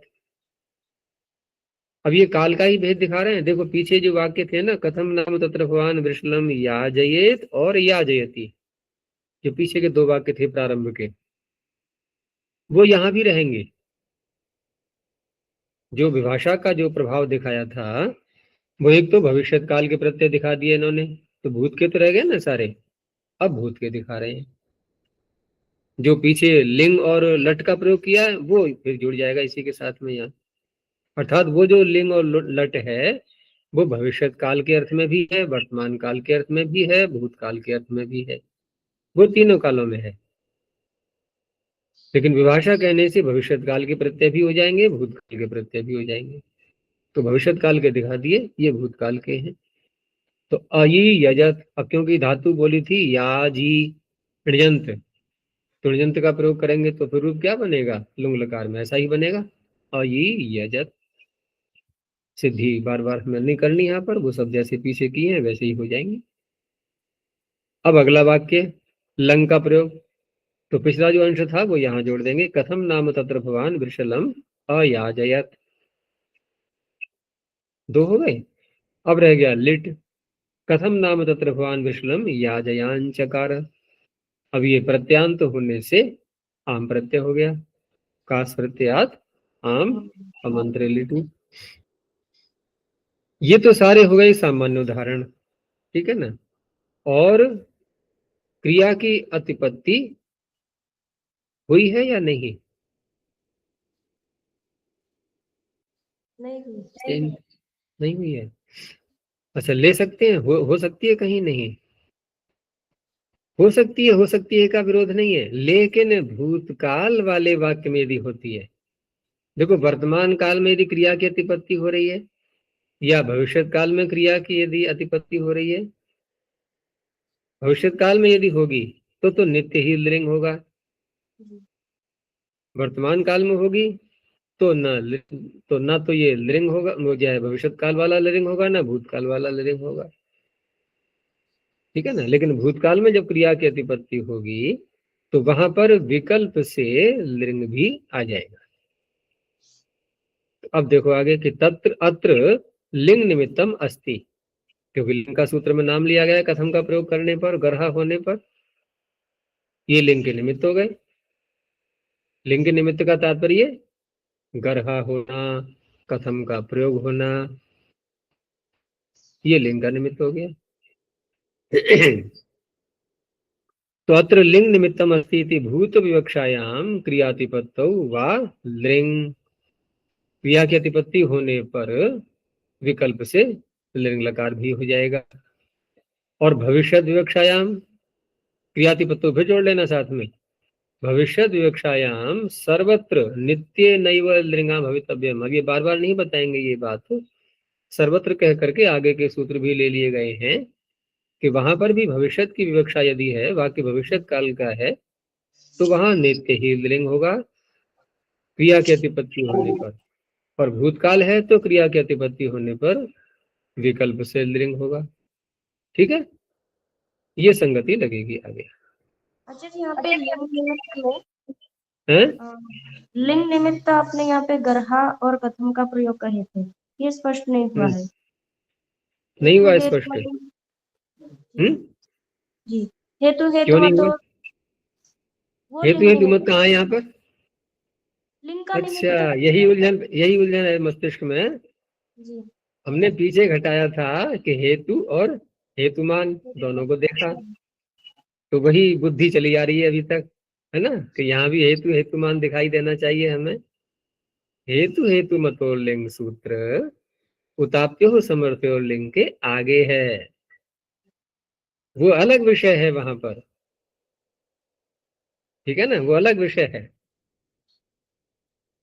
देखो सूत्र जो लिंग लकार का विधान कर रहे थे, दो सूत्र, वहां मात्र लिंग निमित्त शब्द बोला है उन्होंने, लिंग निमित्त लिंग।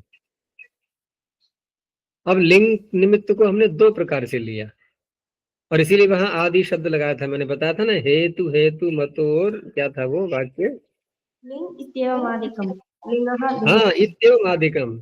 तो आदि से और बातें भी तो ली गई थी ना, हर जगह हेतु हेतु मत नहीं मिलेगा। यहाँ लिंग का निमित्त देखा जाएगा मात्र, कि ऐसा ऐसा होने पर लिंग लकार होता है, बस यही लिंग का निमित्त है। अब निमित्त देख लिया हमने, अब निमित्ती को मत ढूंढते रहना, कि हेतु ढूंढ लिया तो हेतु मत भी चाहिए, वो एक अलग विषय है। यहाँ कोई भी हेतु हेतु मत नहीं है।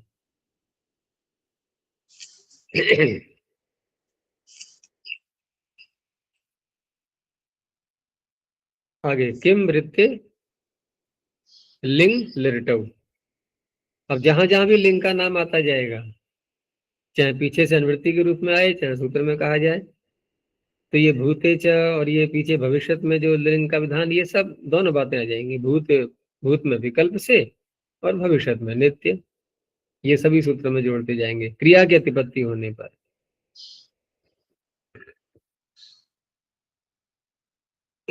अब यहाँ पर पीछे से लिंग था और फिर भी सूत्र में लिंग कहा गया, आगे भी ऐसा आ सकता है कहीं। तो ये प्रश्न रहता है कि बार बार लिंग प्रयोग कर रहे हैं, पीछे से क्यों नहीं ले पाते। तो पीछे जो है ना, लिंग के साथ में लट भी जुड़ा हुआ था, पीछे लिंग के साथ में लट भी जुड़ा हुआ था, और यहाँ उसको न लेकर के अलग कर दिया बिल्कुल, और लिंग और लट ये दोनों का ग्रहण कर दिया। गर्हायाम इत्येव, गर्हा की अनुवृत्ति अब भी आ रही है उसी से, लट वाले सूत्र से, गर्हायाम लटपी धातुओं से। विभाषा न स्वर्यते, ये जो पिछला सूत्र में विभाषा है उसको हटा दिया गया है, वो नहीं लेना है। तो किम वृत्त उपपदे, किम वृत्त, ये वृत्त शब्द पीछे भी कई बार प्रयोग किया है हमने, और क्या लेते हैं उससे, कि जो भी शब्द है उससे बने हुए अन्य जो भी रूप हैं वो सब आ जाते हैं। तो किम वृत्त उपपदे गर्हायाम गविमानायाम धातुर लिंग लिरटौ प्रत्यय भवतः। सर्व लकाराणाम अपवादः, सारे ही लकारों का ये अपवाद हो गया। सारे लकारों का अपवाद से तात्पर्य भिन्न भिन्न कालों में विहित लकार है।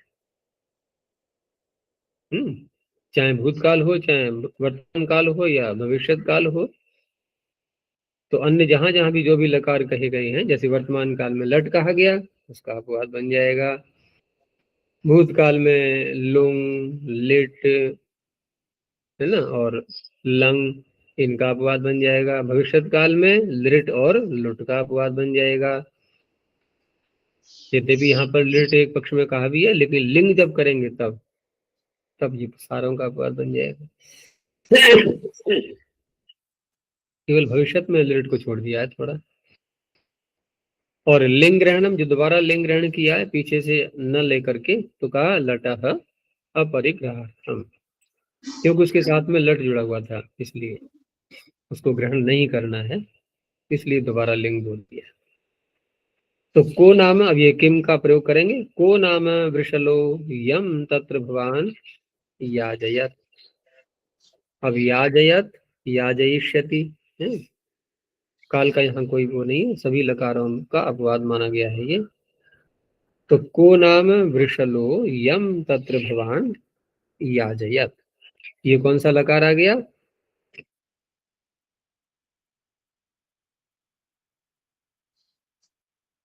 ये अशुद्ध आ गया क्या, संभाल लो इसका, शुद्ध याजयत नहीं, याजयेत, एक ही मात्रा लगा लेना अगले पृष्ठ पर। तो ये हो गया लिंग का प्रयोग। और दूसरा है लिरिट, तो यम तत्र भवान वृषलम याजयिष्यति, अब यम तत्र भवान वृषलम याजयति, यहाँ किम का प्रयोग तो है नहीं, तो ये अधूरा वाक्य है, यानी कि पिछले से संबंध जो पीछे वाला जो है ना अंश, वो इसमें जोड़ लो। अजय गर्हा तो गर्हा तो है ही ना, निंदा तो चल ही रही है साथ में, गर्हा ही तो है, ये वृषल के यहाँ यज्ञ कराना, ये गर्हा हो गई। और किम का प्रयोग साथ में भी जोड़ दिया गया है, बस किम का प्रयोग बढ़ा दिया गया है, बाकी गर्हा तो है ही। तो को नाम वृषल, ये जो शब्द है ना, ये यहाँ भी जोड़ लोगे, को नाम वृषल, यम तत्र भवान वृषलम याजयिष्यति, जैसे को नाम वृषलो यम तत्र भवान याजयेत।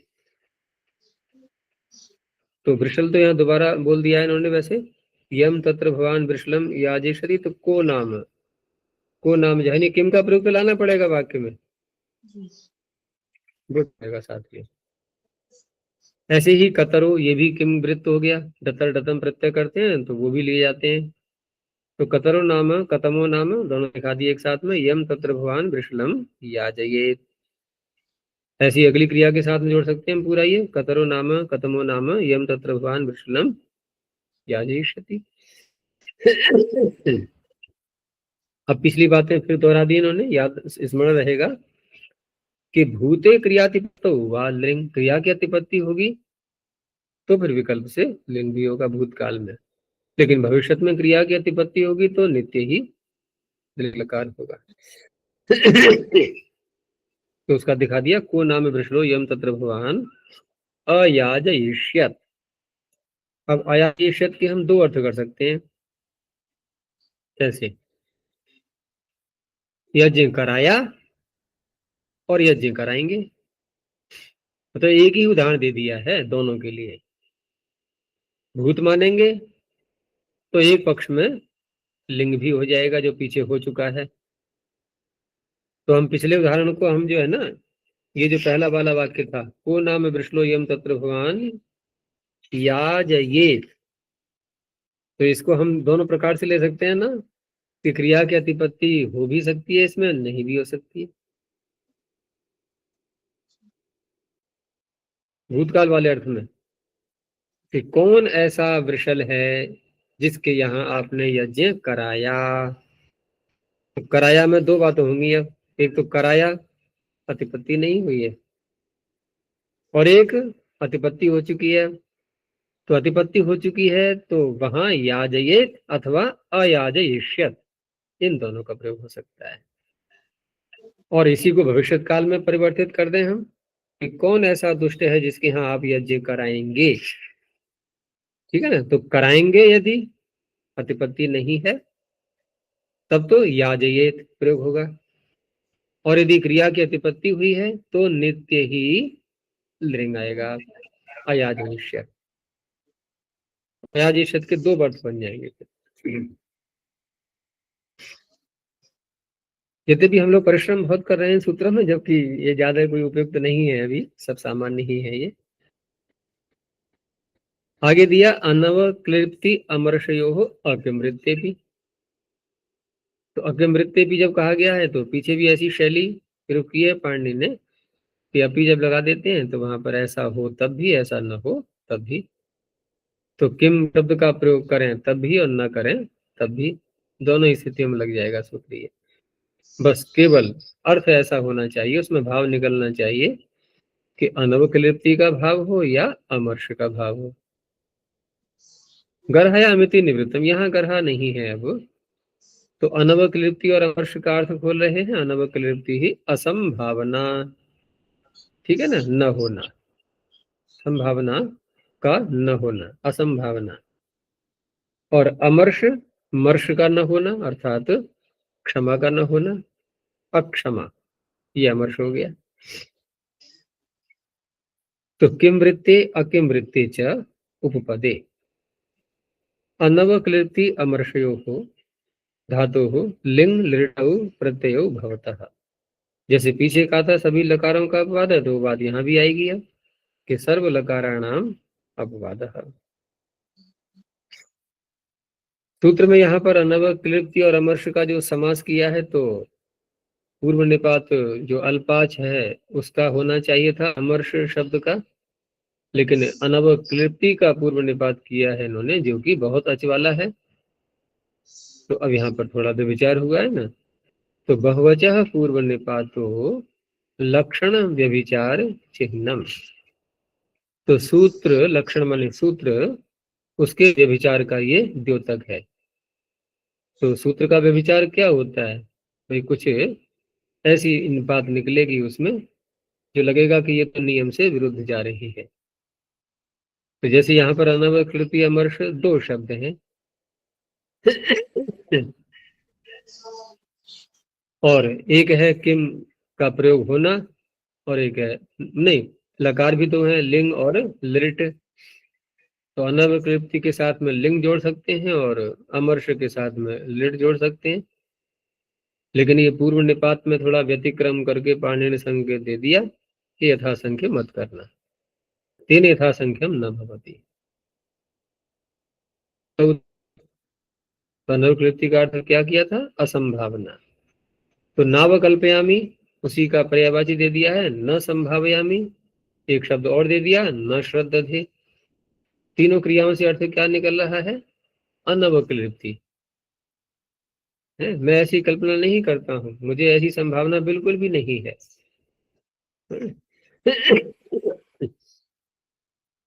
और न श्रद्धा है क्या कि तत्र भगवान नाम वृषलम याजेत, क्या आप दुष्ट का यज्ञ कराएं, करा रहे हैं या कराएंगे या कराया, सभी आ जाते हैं इसमें। तत्र भगवान नाम वृषलम याजयिष्यति। अब यहाँ पर किम का प्रयोग नहीं भी हुआ है, पिछले वाक्य में हो गया। ऐसे ही को नाम वृषलो यम तत्र भगवान वृषलम याजयेत, ये उसका लिंग का प्रयोग दिखा दिया इन्होंने पहले। और को नाम तत्र भगवान वृषलम याजयिष्यति, ये लिट का हो गया। तो इस तरह से ये हो गए अनवक्लिप्ति के वाक्य।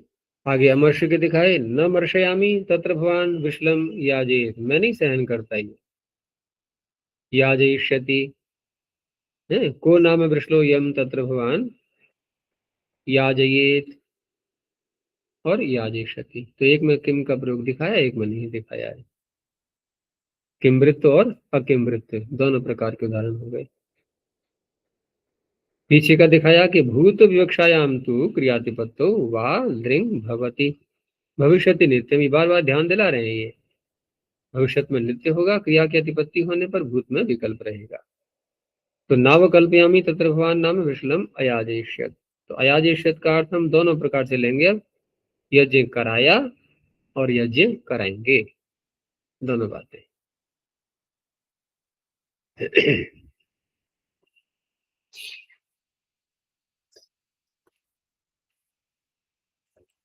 आगे किंकिलास तीर्थेषु लिरिट। अब यहाँ पर लिंग का प्रयोग है इस सूत्र में? नहीं है। तो लिंग का प्रयोग नहीं किया गया है, तो अब यहाँ पर लिंग का भी कोई प्रसंग नहीं है, भले ही बोताप्तों का अधिकार चल रहा है। ठीक है ना, जहां जहां लिंग का नाम आएगा वहीं लगेगा ये बोताप्य हो। अनवकृत्यमर्षयो इति वर्तते, है ये पीछे से दोनों शब्द आ रहे हैं, तो बढ़ाया क्या गया है केवल। जैसे पीछे था अनवकृत्य अमर्ष होने पर किम का प्रयोग करना या न करना, और यहाँ है किंकिल शब्द का प्रयोग करना। तो किंकिल जो है ना, ये पूरा एक समुदाय है दो शब्दों का, किम का और किल का, दोनों को मिला करके किंकिल। लेकिन अनवकृत्य अमर्ष यहाँ भी रहेगा। तो किंकिल शब्द समुदाय एवं उपपदम, ये ऐसे ही आएगा दोनों शब्दों को मिला करके उपपद में। और अस्त्यर्थः अस्ति भवति विद्यतयः, सूत्र में जो अस्ति अर्थ लिखा हुआ है, तो अस्ति के अर्थ का तात्पर्य धातु भी आ जाएगी उसमें, पर्यायवाची और भी आ जाएंगी। तो भवति विद्यते यानी विद धातु भी आ गई। किंकिलास तीर्थेषु पदेषु अनवकृत्यमर्षयो धातोः लिट् प्रत्ययो भवति। तो अनवक्लिप्ति अमर्ष होने पर पिछले सूत्र ने लिंग और लिट दो लकार किए थे, लेकिन ये लिट तो ये भी कर रहा है, लिट तो ये भी कर रहा है किंकिल का प्रयोग होने पर। तो ये लिट का अपवाद नहीं है, क्योंकि लिट तो ये स्वयं भी कर रहा है। अपवाद किसका बना, ये लिंग का, क्योंकि पिछले सूत्र में किंकिल का प्रयोग हो या न हो ये कुछ कहा ही नहीं गया है, तो किंकिल का प्रयोग होगा तब भी वो लिंग लकार करता, तो इसलिए लिंग का अपवाद माना जाएगा ये केवल। लिट तो ये कर ही रहा है, और इसीलिए लिट को यहाँ पर दोबारा ग्रहण किया, नहीं तो पीछे से लिंग और लिट की अनुमति तो आ ही रही थी ना, लेकिन वो तो लिंग भी जुड़ा हुआ था, उसको हटाने के लिए दोबारा लिट का ग्रहण कर दिया है। तो किंकिल नाम तत्र भवान वृषलम याजयिष्यति। तो किंकिल का अर्थ क्या होगा? हम्म, किम शब्द तो आ ही रहा है ना इसमें।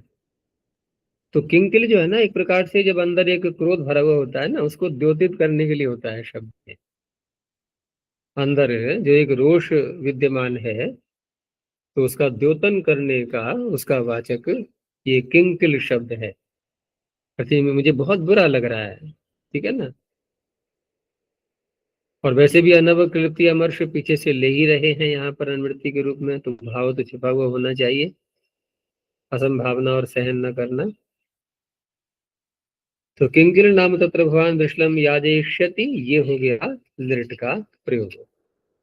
और अस्त्यर्थ दिखाया, अस्ति नाम तत्र भगवान वृषलम याजयिष्यति, भवती का प्रयोग दिखा दिया, भवती नाम तत्र भगवान वृषलम याजयिष्यति, विद्यते नाम तत्र भगवान वृषलम याजयिष्यति। न न श्रद्धे न मर्शयामि। तो ये अनवक्लिप्ति और अमर्ष दोनों को दिखा दिया।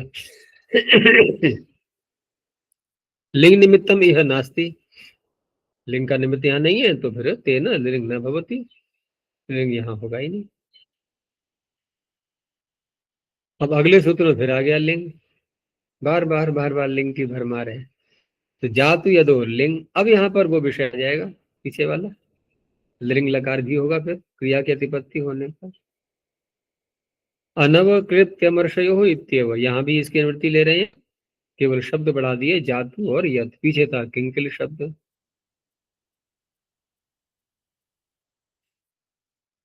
तो जातु यदा इत्येतयोरुपपदयोः अनवक्लिप्त्यमर्षयोः गम्यमानयोः धातोः लिंग प्रत्ययो भवति। तो यदि हम देखें अनवक्लिप्ति और अमर्ष में सामान्य रूप से पिछले सूत्र ने लिट का प्रयोग किया था। पिछले सूत्र ने कौन से पिछले ने? ये नहीं, किंकिलास तीर्थेषु लिट वाला मत लेना। देखो किंकिलास तीर्थेषु लिट में तो किंकिल और अस्त्यर्थ ये होना चाहिए था, ठीक है ना, उसने अपनी शर्त लगा रखी है। यहाँ है जातु और यद का प्रयोग। तो यहाँ जो कह रहे हैं ना लिटोपवाद है, ये कौन से लिट का अपवाद है? अनवक्लिप्त्य मृत्यु थी, इससे जो प्राप्त हो रहा था उसका अपवाद है। तो उससे तो लिंग भी कहा गया था, लिंग और लिट दो कहे थे ना, तो लिंग और लिट कहे थे, लेकिन लिंग तो ये ले ही रहा है ना सूत्र, तो लिंग का अपवाद क्यों कहेंगे? लिट का अपवाद माना जाएगा, ठीक है ना। अब लिंग दोबारा क्यों कहना पड़ा कि लिंग नहीं कहेंगे, तो क्या कहेंगे फिर? यहाँ कहेंगे क्या फिर? सूत्र बनेगा ही क्या फिर? कुछ भी नहीं। तो कुछ तो लकार बोलना ही है, इसलिए लिट न हो करके लिंग ही रहेगा। तो जातु तत्र भवान वृषलम याजयेत, जातु का प्रयोग दिखा दिया, और यद का प्रयोग, यद नाम इसी में यत है, ये यद नाम तत्र भवान वृषलम याजयेत। और अनवकृत्य अमर्ष का अर्थ दिखने के लिए क्रिया अंत में जोड़ दी गई, न श्रद्धे न मर्शयामी। इसको प्रारंभ में ही बोल सकते हैं कि न श्रद्धे न मर्शयामी जादू तत्र भगवान विष्णु याजयेत, ऐसे करके।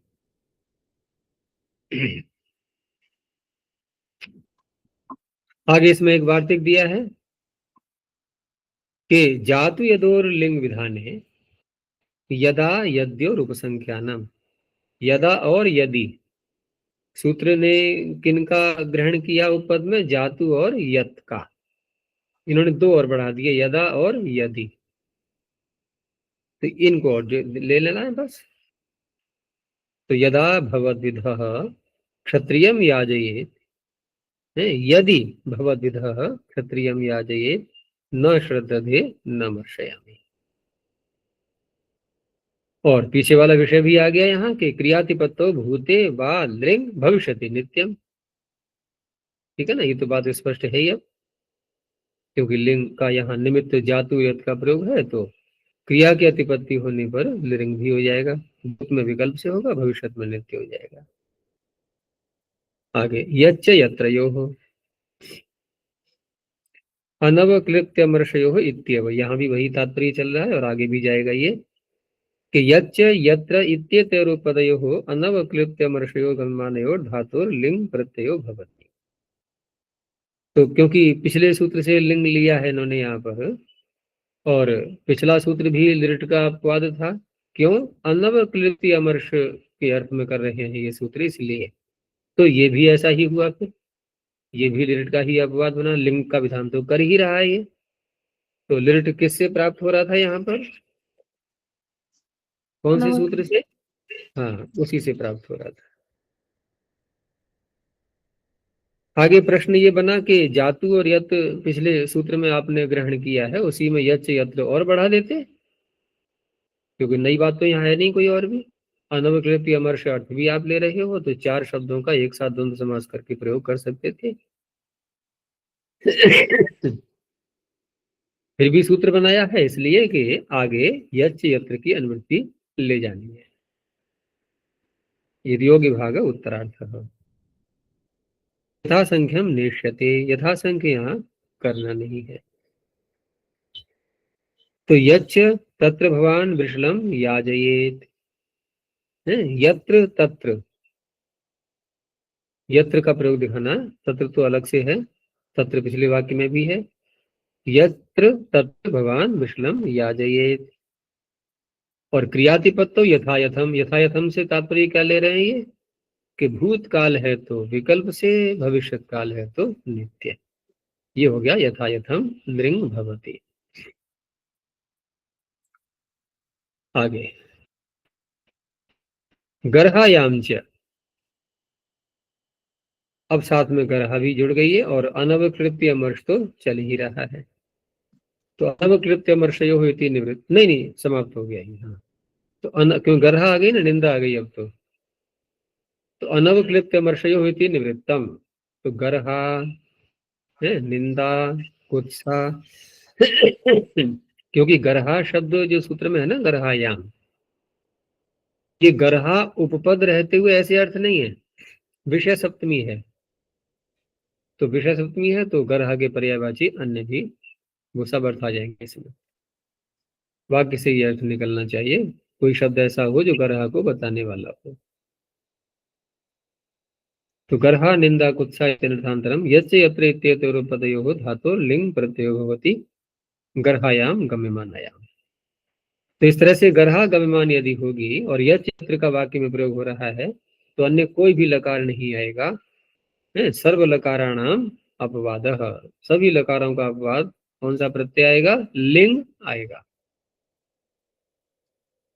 तो यच्च तत्र भवान वृषलम याजयेत्, यत्र तत्र भवान वृषलम याजयेत्। अब गर्हा कैसे द्योतित करें?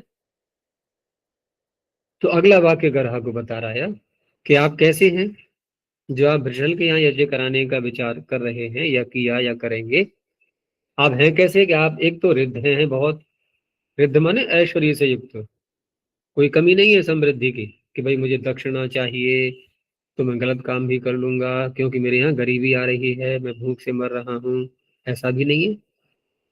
फिर आप वृद्ध भी हैं, अनुभवी भी हैं, आपको पता है, शास्त्रों का ज्ञान है आपको, इन सब के होते हुए भी और आप ब्राह्मण भी हैं।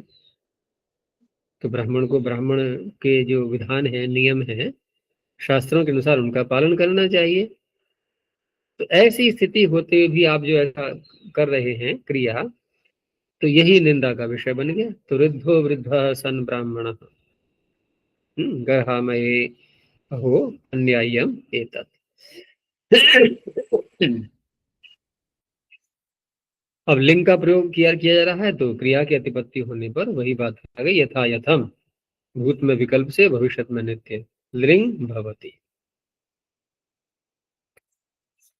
चित्रीकरणे च, तो चित्रीकरणे च में यच यत्र पीछे से चला ही आ रहा है, यच यत्र होते वह चित्रीकरणम, चित्रीकरण क्या होता है? आश्चर्य, आश्चर्यम अद्भुतम विस्मयनीयम। तो पीछे तो गर्हा थी और यहाँ चित्रीकरण। तो यच यत्र पदयोः चित्रीकरणे गम्यमाने धातुर लिंग प्रत्ययो भवति। ये भी सभी लकारों का अपवाद हो गया काल की दृष्टि से। जब भी ये बात कही जाती है ना कि सर्व लकाराणाम अपवाद है, तो भिन्न भिन्न कालों में प्राप्त होने वाले लकार, उनका अपवाद। इसीलिए मैंने कहा था लिंग का प्रयोग बहुत होता है। सर्व लकाराणाम अपवाद। तो यच तत्र भवान वृषलम याजयेत, यत्र तत्र भवान वृषलम याजयेत आश्चर्यमेतत्, ये चित्रीकरण का वाचक हो गया, आश्चर्य है ये। क्रियातिपत्तो यथायथम लिंग भवति, उसी प्रकार से यहाँ भी भूत में विकल्प से भविष्य में नित्य हो जाएगा। एक सूत्र और ले लेते हैं, शेषे लृडयदौ। अब क्योंकि यच यत्र की बात चल रही थी, तो उससे भिन्न यदि कोई अन्य शब्द उपपद में आ रहा है तो उस अवस्था में, और चित्रीकरण भी है, तो शेष का अर्थ क्या बनेगा? यच यत्र से भिन्न शब्द के आने पर।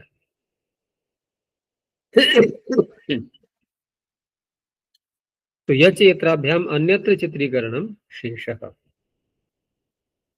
शेषे उपदे चित्रीकरणे गम्यमाने धातुर लिट प्रत्ययो भवति। अब यहाँ लिंग का नाम नहीं है, ध्यान रखना। जैसे वो ताप्य का जो अधिकार चला था, तो कहाँ से लागू हुआ था वो? एक सूत्र छोड़ करके। और कहाँ तक आना था? उताप्यो से पहले पहले तक। तो देखो एक समता रखी ना पाणिनि ने, एक वहां छोड़ा प्रारंभ में, एक अंत में छोड़ दिया। है ना? तो बीच में सुरक्षित हो गया वो ताप्यो का अधिकार, क्योंकि अंतिम सूत्र है ये, उताप्यो से पहले पहले वाला, ये अंतिम सूत्र है। तो यदि शब्द चेत न प्रयोज्यते, सातवें सूत्र में कह दिया कि अयदौ, शेष में कोई भी शब्द आ सकता है, तो यदि नहीं आना चाहिए उसमें, और कोई भी आ सकता है यच यत्र के अतिरिक्त। सर्व लकाराणाम अपवादः, तो लिट लकार यहाँ होगा सभी कालों में। आश्चर्यम चित्रम अद्भुतम अंधो नाम पर्वतम आरोक्ष्यति। अंधा व्यक्ति और पर्वत पर चढ़ जाएगा, या चढ़ रहा है या चढ़ा था, ऐसा कोई यदि कहता है, तो ये आश्चर्य की बात तो है ही। देख कैसे रहा है फिर वो। और आजकल तो वो टेक्निक बहुत चल रही है ना, सिखाते हैं, ट्रेनिंग भी दी जा रही है।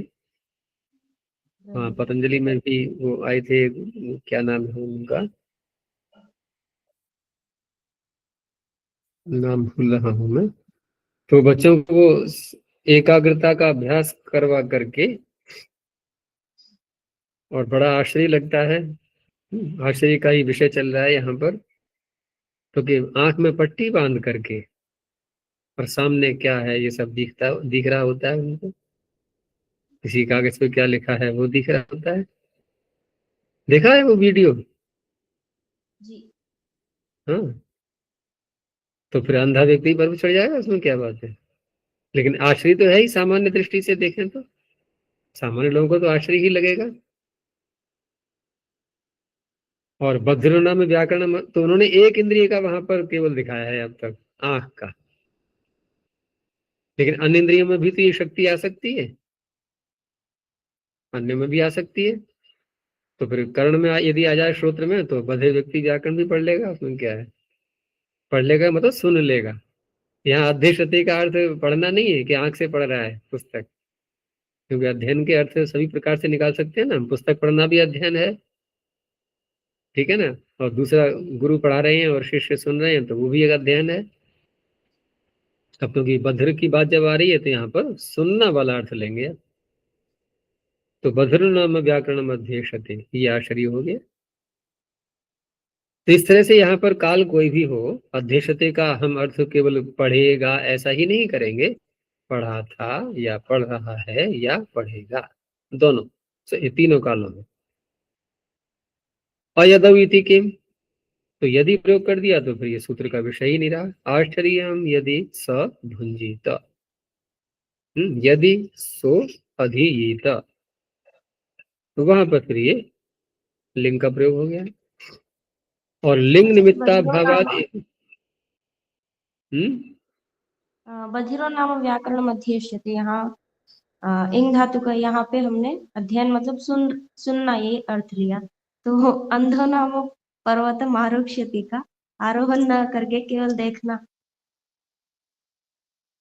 हाँ तो देख करके ही चढ़ेगा। पैर हम जब कदम आगे बढ़ाते हैं, अपने पैर आगे बढ़ाते हैं तो आंखें बंद हो, ठोकर लगती है, लगती है। और वो भी ऊंचाई पे चढ़ना है। एक होता है सामान्य रास्ता और हम बार बार उससे निकलते हैं और हमारी आंखें चली गई हैं, लेकिन आकाश बना हुआ है पीछे का, तो बिना किसी की सहायता के यूं ही चले जाते हैं। हमें पता है कि रास्ता साफ है ये, लेकिन वहां तो पर्वतों पे चढ़ रहे हैं ऊपर के लिए, कहीं भी हमारा पैर फिसल सकता है अगर ढंग से नहीं रखा जाएगा उसको तो। और फिर हाथों से क्या पकड़ेंगे ऊपर, कौन सी शिला, कौन सा शिला का निकला हुआ भाग पकड़ेंगे, ये सब आंखों का विषय वहां आ रहा है सामने, लेकिन फिर भी चढ़ रहा है वो।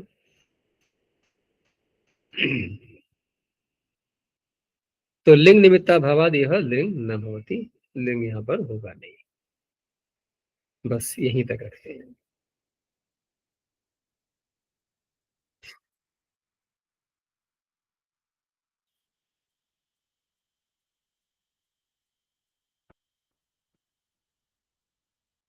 प्रणव ध्वनि।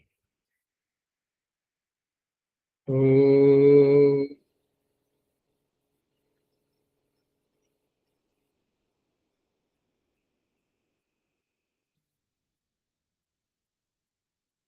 ओ,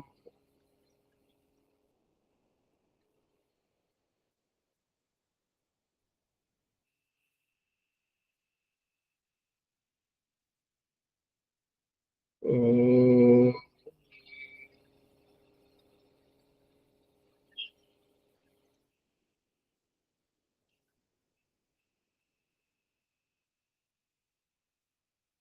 शांति शांति शांति।